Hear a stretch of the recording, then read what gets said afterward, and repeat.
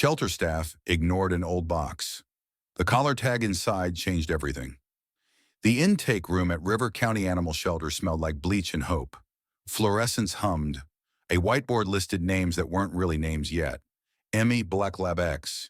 Found near quarry Fuschi Mix. Owner surrendered box, do not open, odor, scrawled in a corner, circled, underlined, and then underlined again. The box had been there for 3 months. Someone had dropped it after hours by the side door, duct tape, twine, and a Sharpie warning. For the shelter, do not trash. It had a leak that crusted. It had a smell that made new volunteers make faces. Staff shifted it farther from the airflow and promised to call facilities tomorrow.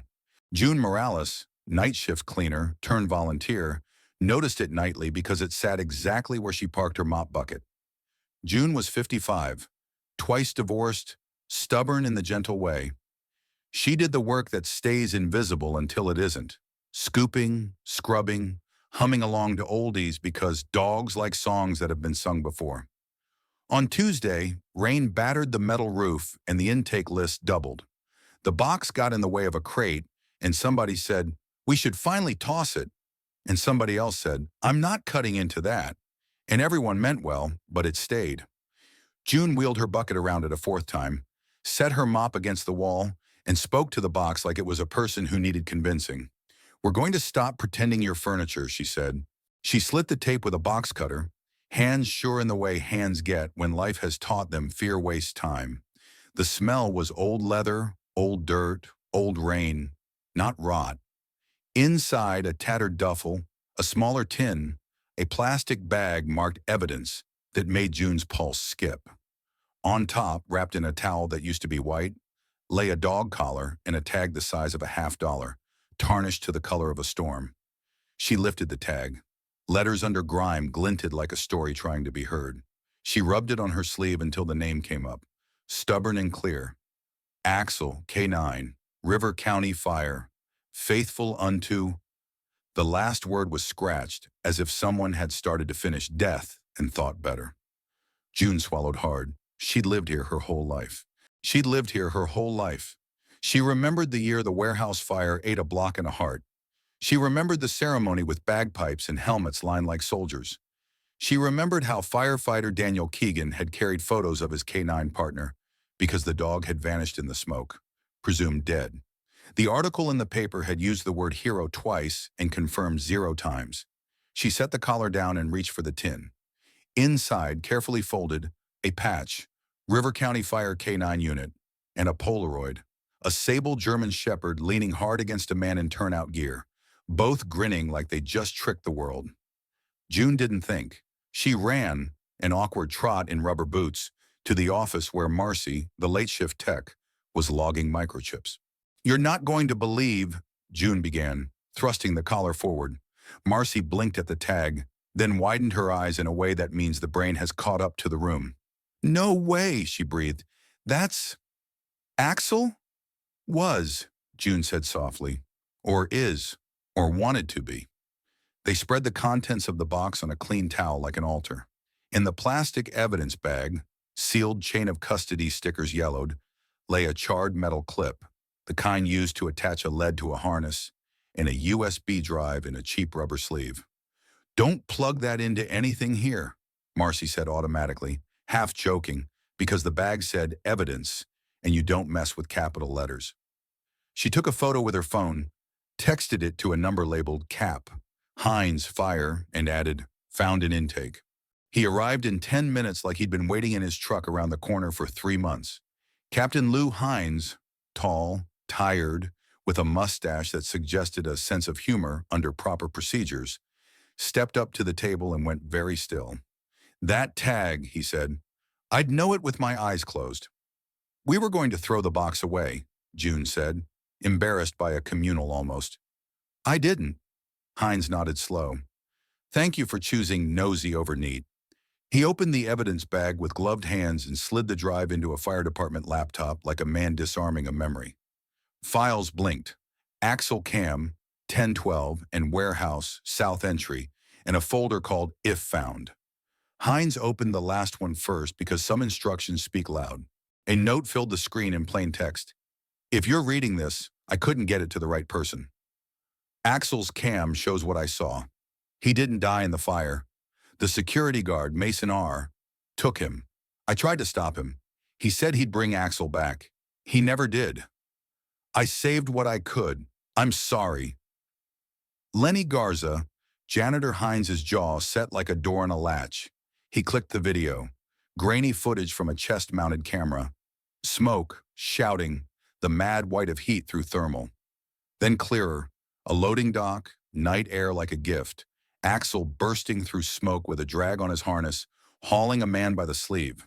A security guard in a yellow vest stepped forward, grabbed Axel's collar, unclipped the lead in a smooth, practiced motion, and shoved him into the back of a white van idling by the dumpster. Mason Rudd, Hines said flatly, naming a ghost. We chased him for months over theft from the site. Then the trail went cold. We thought Axel... He couldn't finish. He didn't need to. The room did it for him. June pressed her palm to the towel where the patch lay. So Axel didn't die, she said, voice small. He was taken. Looks like, Hines said. He scrubbed a hand over his face, hard like trying to wake from a dream. We did a service without a body. We mourned without proof. We built a plaque with air behind it. Marcy leaned in. Why would someone take a working dog? Hines stared at the frozen frame of the van's license plate, letters half visible and wholly damning. Because he was valuable. Because bad people like to own good things. He took photos, called Detective Morales, and waited with impatience, dressed as patience, while paperwork made the room official. June went back to the box and found one last thing, a collar camera mount, cracked. She turned it in her hands, then set it gently beside the tag, as if reuniting old friends. In the morning, the shelter felt different. News moved through staff without the mess of a press release. Volunteers whispered Axel the way people say, Amen. June worked her route and ended at Kennel 12, where a middle-aged shepherd had been quietly refusing every adopter for a month. He had arrived scruffy but polite, intact, unclaimed. The name on his card was a placeholder born of tired humor. Mr. Dignity. He nodded at people, accepted treats like a gentleman, and then turned his face toward the back wall as if the right person hadn't walked in yet. Hey, mister, June said now, squatting so her knees popped. Want to see something you might know? She held up the polished tag on its old split ring. The dog rose, slow, joints careful but not painful, and walked to the gate with purpose no one had seen in 30 days. He put his nose to the metal, inhaled, and then pressed his forehead to the tag like a person remembering a song they used to sing. June's breath went thin. She slid the tag away, reached for the patch, and gently showed him. The dog's ears tipped forward, then flattened, then lifted again.